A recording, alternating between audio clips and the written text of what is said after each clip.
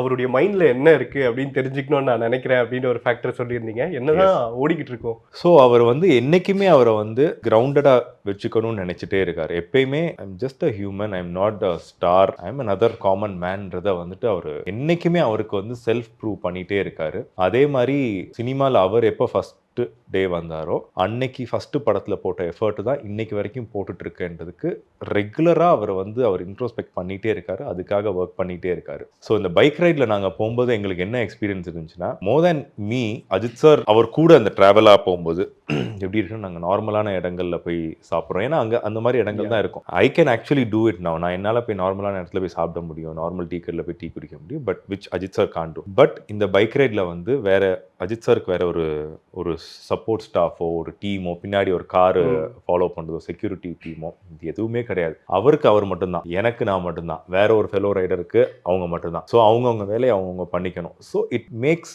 You feel that நீங்கள் மட்டும்தான் உங்களுக்காக இருக்கீங்க. ஸோ இந்த பொசிஷன், இந்த பவர், இது எல்லாமே it is just because of your work or just because it is very temporary. பெர்மனண்ட்டாக என்னதுன்னா நீங்கள் மட்டும்தான் உங்களுக்காக இருக்கீங்கன்றது. ஸோ இந்த பைக் ரைட்லாம் வந்து உங்களுக்கு ஒரு பயங்கரமான ஒரு எக்ஸ்போஷர், ஒரு மெச்சூரிட்டி ஒன்று கொடுக்கும். So that's what is